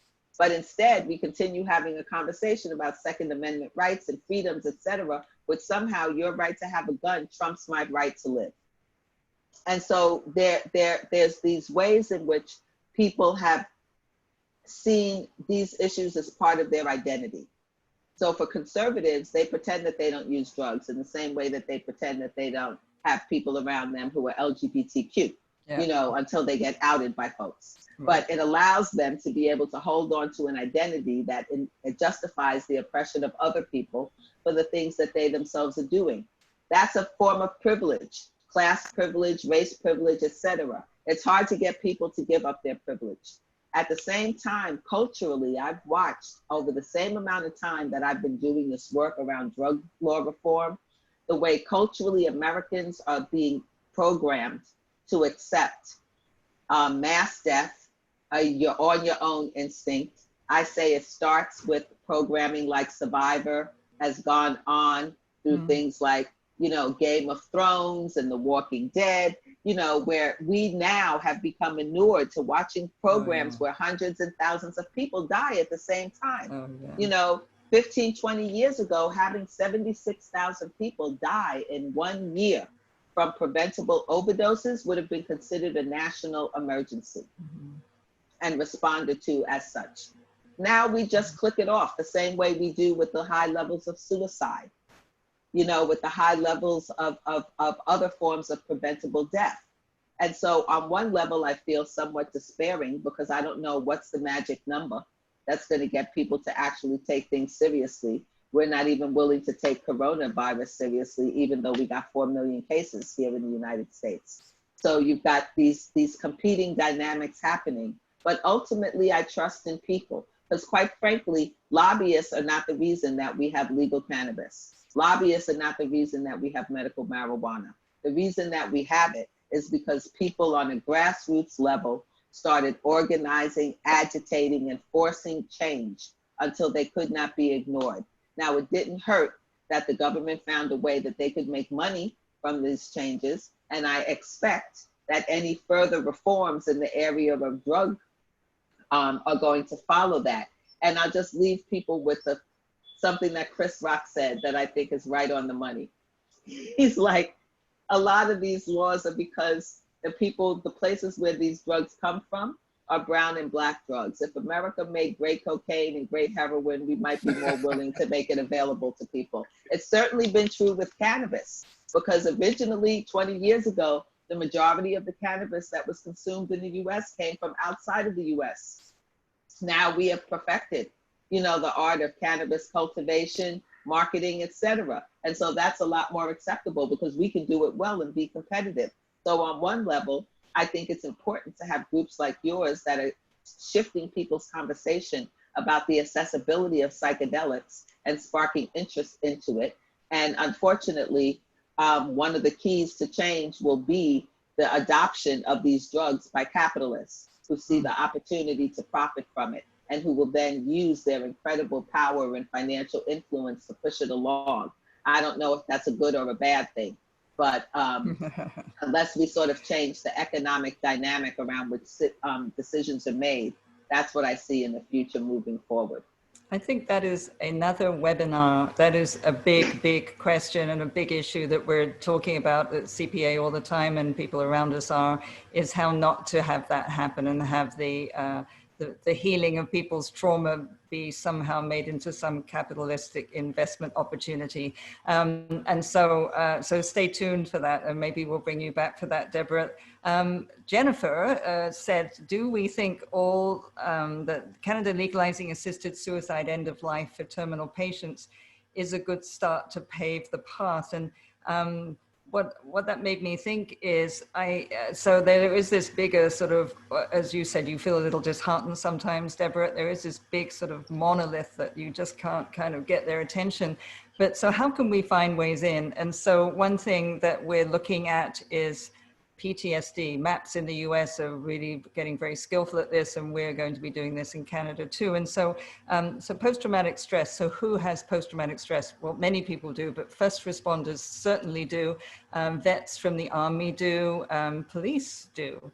Part of the first responders, and firemen. And so what if we were able to do a trial within their groups to help their members with their post-traumatic stress? Then that's a sort of a way in that isn't forcing them. It's just saying, hey, we think we can help. Your people are really hurting, and why don't we give it a try? It cannot hurt them. So so that's a way that I see in that CPA is wanting to promote. Any comments on that, or should I go on to my next question? We've got a few here. Phil, you good over there? You haven't said anything for a bit? Also, of course, the inmates I work with, they all, I would say more than half of them, well, more than that, suffer from PTSD. You know, and not only that, it's the staff too, because it's the correctional officers. You know, I think there's a few alcoholics in there, and with our Aboriginal population, though, like if I was to ask a room full of people who's here suffered trauma in their life, you'd probably get about every person in the room raising their hand, put it that way. So yeah, I think the medicinal approach is one way. One of the Aboriginal approaches I use is I use the medicine wheel, and when I'm working with men, so we say body, mind, emotion, and spirit, and that also might be another way to present some form of legalization for the healing properties of medicinal drugs, because you know you have the recreational users, but you have quite a large number of elderly people that use marijuana, for example, and I've noticed just in my lifetime, children, more and more children with ADHD, like, and they're prescribed things like Prozac and other things, you know, so I know that some of our relatives have tried medicinal marijuana for their children and stuff, and it's worked wonders, you know, for on those levels. So that medicine wheel approach might be a way to look at, because I know when I was listening to Gabor Mate too, he was talking about the spiritual uses too, and of course the emotional one is the one that most people don't talk about, but there's been so many allusions to Donald Trump, you know, like you can imagine the childhood that he had. There was probably some PTSD there, put it that way, that he's I'm sure comes out in big ways to mask it, of course. So yeah, those are just some comments I would like to say. You know, I think the medicine wheel approach might also work in part of the legalization of some of this. In the small town that I live in, on a more microcosm, like the first marijuana shops to open up were on reserves here, and the local people, lawmakers, didn't know what to do with it, because it's called federal land, but they also have their own autonomy. And it turned out, you know, the clientele I've talked to, and you know, I know a lot of the people that go to these shops, of course, and it is quite a cross section, right from young people to old people, and so it's getting more in. You can see the mainstream society's views changing. The little town I live in used to be called the Bible Belt here, and now Molson's brewery has just opened up, one of the biggest breweries. So, you know, we're the pot and the booze capital all of a sudden here from being the Bible Belt. So just in the last few years. Thank you. Oh, I just lost it. Where did that go? Yeah, here, this is from Terry Robertson. Hi, Terry. Spirit plant medicines are the purview of the traditional caretakers and stewards of the land. Absolutely. They have the original relationship with them. So how does the CPA see non-traditional peoples working alongside Indigenous, brown, Black bodies of culture? So obviously that's a question that you guys may want to weigh in on, but I would say that's another big reason. We actually met for our strategic planning up here in Caslow, BC last week, and plotted our roadmap. And that's a really big part of it, is reaching out to all of Canada, but absolutely reaching out to the traditional and people of color and all the people that aren't represented that need to be, and how do we do that? So we're very open to hearing from all of you as time goes on, but sooner than later will be best, because we're reaching out at this very moment and looking at the ways to do that effectively, because that's really important for us. And inclusion is one of our core values, and it's just what has to happen. But I also must add that it isn't just plant medicines that we're talking about with psychedelics. They're also chemical compounds, such as MDMA and other LSD. And so that isn't the purview of traditional peoples. However, they can be very helpful for them. So that's what we're doing. All right. Is it possible to medicalize psilocybin for the general public while decriminalizing for the Indigenous tribes who have been using them ceremonially and responsibly for generations? Any comments on that? I have a small comment. Please. Well, one of the ways I got off of drugs and alcohol, I met a very traditional man. His name was Rolling Thunder. He was from the States. And so he was one of these elders that could talk to plants, and that's how he would find the healing values. And there's still a few elders around like that. I have a little bit of that, but there's some people that specialize, I would say, almost in that. And so, to be able to actually communicate with the plant and say, what's the use of, what's it going to be used for? Because he was saying there was some scientists saw that he was curing cancer with a certain plant. And of course, the drug companies got very interested right away, and they said, well, what plant is it? So Rolling Thunder just shook his head. He said, they won't know how to use that plant because they don't know the prayers that go with it. They don't know how to talk to it. So I just wanted to say from that point of view, of an Aboriginal point of view.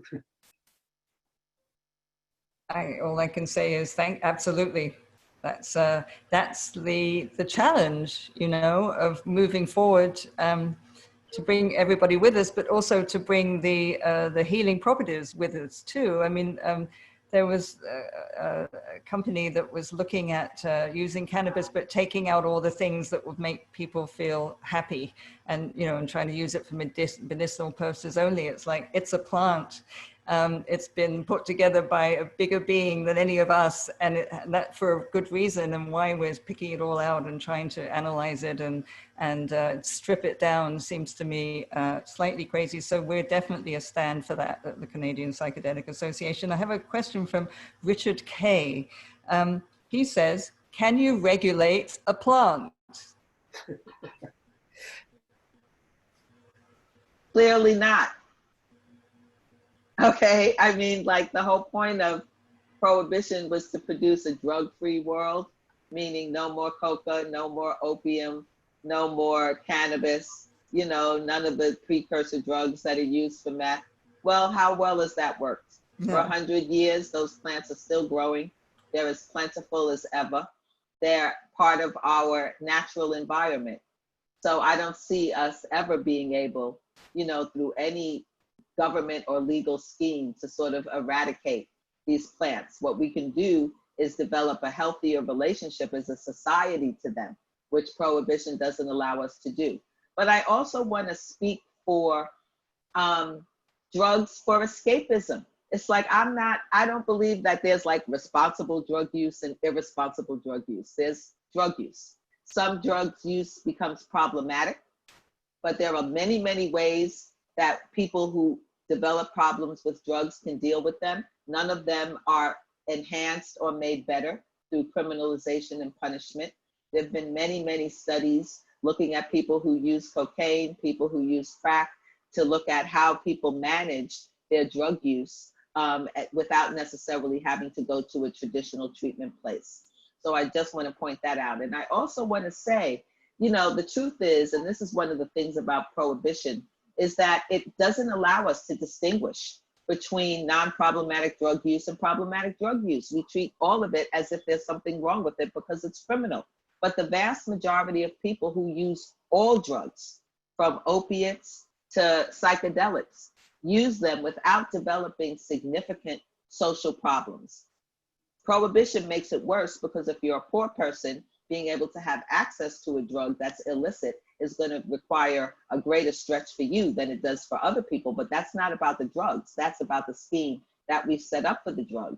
The other thing that we know is that when given the opportunity and the right information, people naturally use drugs, all drugs, in the least harmful way. And that's been true for opiates, cocaine, magic mushrooms, whatever you want to call it. People, when they have the information and the ability, they use drugs as safely as possible. I use alcohol as a classic example. Most people do not go and buy overproof alcohol, even though it's legal, even though it's there. Most people prefer, to use alcohol that they can manage better within their body and more safely. And then the third thing I want to say is that for those people who are problematic drug users, we all know a lot of that is attached to trauma. And my feeling is that if you're not going to address the underlying conditions that people are using drugs to escape from, then you should let them escape with drugs. So this notion that we want to force people into treatment because they have a problematic relationship with drugs, but we're not going to do anything about their homelessness, about their unemployment, about their lack of health care, about, you know, whatever psychological or mental health problems that they're dealing with, is ridiculous to me. You know, what's the point of living a miserable life sober? It's like, if you want people to do that, then you have to be willing to improve the conditions of their lives that they're using the drugs to manage. But if you're not, then give them the drug that they want, because in the long run, it's actually cheaper. And we've seen from the examples in Switzerland and the Netherlands, et cetera, that giving pharmaceutical grade heroin to people with little or no cost supports their health, society's health, reduces crime, and many of the diseases and other things we associate with illicit drug use. So I'm for like letting go of this thing between good drug users and not so good drug users. There's just drug users. Yeah, I would agree with that. And I also think when we talk about drug-free world, there's so much hypocrisy in that statement, because alcohol and tobacco are usually edged out of the equation, along with a whole range of drugs that are advertised on television and produce changes in behavior. You could think, oh, that's kind of like cannabis. Oh, that's kind of like cocaine. You know, the line doesn't make any sense. And as I agree with you, that if you give people more options, more choices, they'll make better decisions. I mean, some people will get into difficulty, yes, but for the reasons you've cited, trauma, so sometimes just really serious injuries, people have difficulty coping with life circumstances, quite understandably. And these days, people who, you know, have serious injuries and are given Oxycontin thrown at them to help with their pain relief, and then as soon as they get addicted to it, which everybody knows they will, they're sort of cast out as an addict all of a sudden, and no one's there to help them. So it's, yeah, it's a bad picture in many ways, which is why we're having this conversation. Was someone going to say something then? Well, Oxycontin was another big one that really hit most of the reserves in Canada, because especially the more north you went, it seems like doctors was prescribing them for just about every ailment. And it's a racket. Whole communities got addicted. So, and I'm thinking of even things like sugar. You know, that's probably one of the biggest killers. and coffee. You know, how do you relate to? I know when I quit coffee, I had headaches and I had a major withdrawal. So, you know, it's hard to even define a drug these days. We kind of have come back to where we started with talking about sugar. Absolutely. So we're actually, which is what I predicted, because you three are just such amazing panelists, and we've run out of time to get to all the questions. There are a couple of things that I want to talk about at the end, and actually Phil has a song or a prayer for us at the very end, which I'm really grateful for. But so there's one question here, there's two more I'm going to read out. This is from Daniel. The political left tends to be more open to arguments around decriminalizing. What would be the best angle to reaching conservatives? Now, you could take the harm reduction approach, which is meet them where they're at, but you guys go ahead.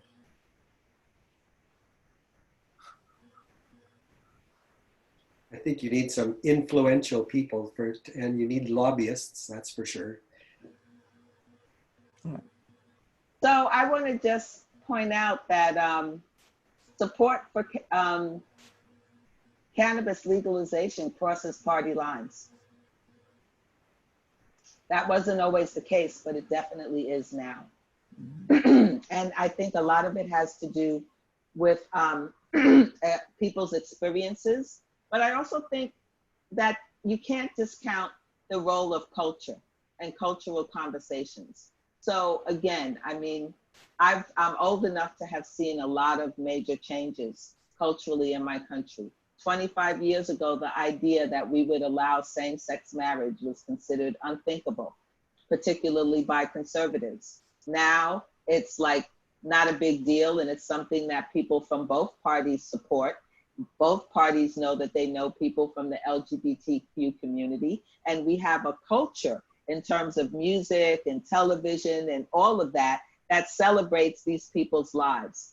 I've watched in the 15, 20 years that I've been doing drug reform, a real shift in public attitudes that reflects the advocacy of our community. So when I first started doing this work in the late 90s, nobody wanted to hear about showing mercy and support for people who were addicted to crack. You know, they were considered to be like, people say crack is whack. If you're doing it, you know, you've taken yourself out of the community equation. By the time we got to the place where Congress was considering a reform of the laws, many of the very same leaders, particularly from Black and Brown communities, who were willing to write these people off, were out there lobbying on the Capitol for it, because they began to recognize that the laws were causing more harm to the community than the drugs that they were trying to protect people from. And so I believe that people are capable of change.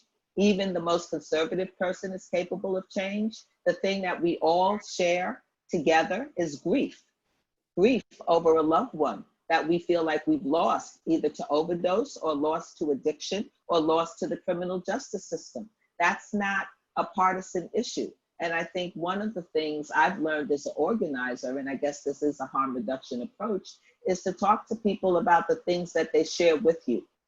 You know, one of the few, I don't even want to call it a positive thing, I'll just say one of the things that has come out of the opiate crisis that we're in right now is a greater awareness of people across the social and economic spectrum in the United States of the cost of these policies in terms of lives lost and lives damaged. And when you bring people together, whether they're Democrat and Republican, if they've lost people, that's what they're present to, the loss, not, you know, what their political affiliation is. So to me, if you organize people around the things that they share in common and that they feel deeply, you can have them actually look across their differences in ways that allow them to make substantive, meaningful, and long-lasting change. Yeah, I think that's really important, that to find commonality. 40 years ago, when I started talking about cannabis and saying it should be legalized, I had people calling into radio saying I should be fired. One guy said I should be shot. It was really, really quite ugly. And here we are, you know, some 40 years later, and cannabis is legal. I mean, if you had asked me then that this would happen, it's such a significant and positive change. We've also got medical assistance in death, and it's being used by hundreds of people. You know, so there are many senses in which we move forward. On the other hand, you know, the toll of death that we see from opiate overdoses in the last couple of years is something that is just abominable. But maybe, you know, as Deborah was saying, maybe this is something we are waking up to as a culture. And for me, teaching, when I was 25 and I started teaching, I wanted to tell students what my point of view was and really get that across. Now I want to have them see a whole bunch of different points of view and hope that the more they think about something, you know, we'll find a common way, we'll find a common ground. And as you say, it's often in shared grief. And because I work in the prison system, like that, Deborah had alluded to that earlier, that, you know, I think it costs around $60,000 to $70,000 to just to house one prisoner. So, you know, when we haven't talked too much about economics and the dollars, which I think, you know, that's how part of the reason marijuana got legalized, because they wanted to see how the country would handle the tax dollars and everything like that. So I think, you know, you have to look at prevention is a very important thing. For our Native community, the only way we found prevention for different issues was to back it up as far as we could down the line. So we went to the youth, but then we said, well, no, we got to look at the parenting skills. And, you know, right from the beginning, people have to be taught, you know, about either benefits or deficits of something. And it has to start at a very young age if there's going to be change in the long run. Thank you all. So We're coming to a close. Just a few more things. There was a question that said the Canadian Association of Chiefs of Police have called for decriminalizing personal drug use.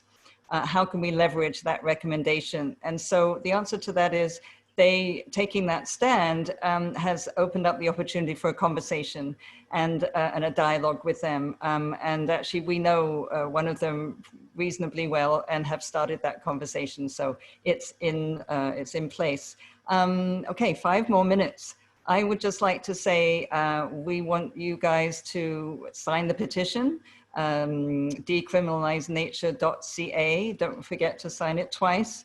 We would love you to join us as members and friends, psychedelicassociation.net. We would love you to support us, send us money. You know, $50 or $100 can get you a membership, but we actually are holding the space for $1 billion, because there are billionaires out there and they just have to give, just one donor could give us one of their billions, and we could do an awful lot of good work with that and help an awful lot of other organizations do too. So keep that in mind when you're thinking about us. We like to think big and we include everybody.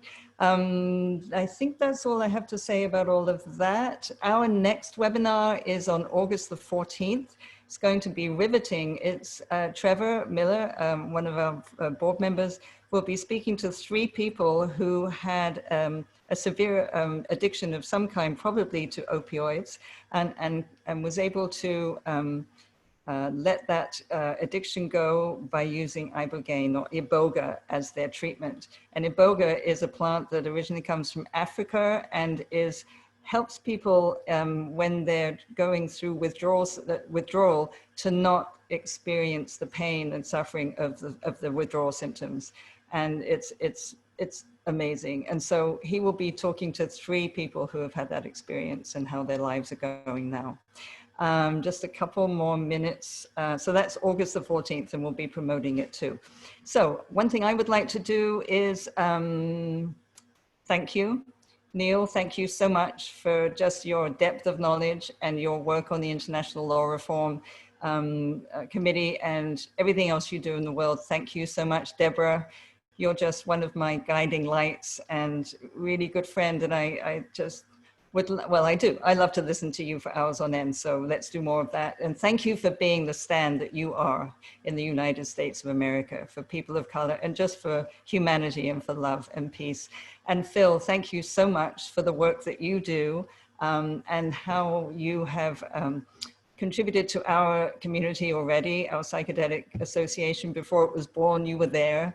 And you and Giselle, your wife, you work together, and we think very highly and love both of you. And just thank you for that that amazing work that you do. It's tireless, and and you don't ask for anything. You just do it because that's who you are. I really appreciate that and the wisdom that you bring. So I know you have a prayer to sing to us or to say to us, but I would like to take half a minute, please, of silence, because this week was the International Drug Users Memorial Week. We had a special day on Thursday or a couple of days ago in Ottawa, and it was a few days ago before that internationally. So I will time it. I will ask you to be silent for a period of time. I'll tell you when it's over. And then Phil, if you could go into your closing piece, that would be lovely. Thank you, all of you, for joining us.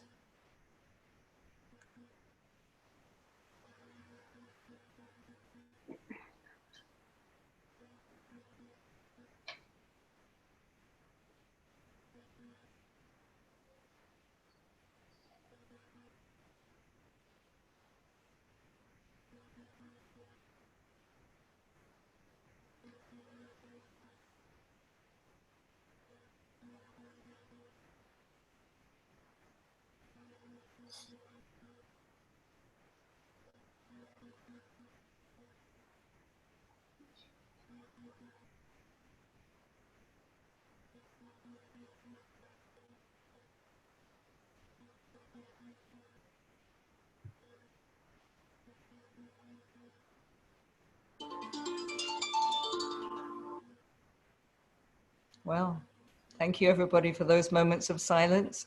And now over to you, Phil, to take us home. Okay, so you'll hear Thank you. you'll hear a word in this song. It says wazia. It's a Lakota word, means the spirit of the north. And so it's, and when you hear the word wakan, it just means the sacred being.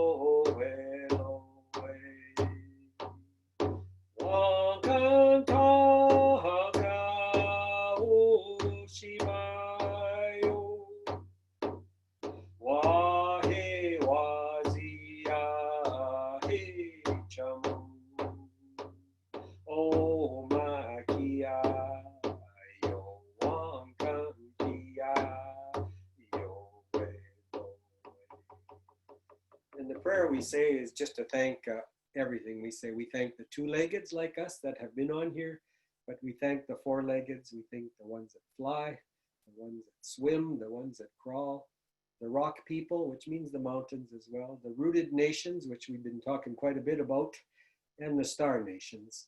And with that, we use the word all my relations when that prayer means we're related to all of those things, and everything we say and do affects all of that.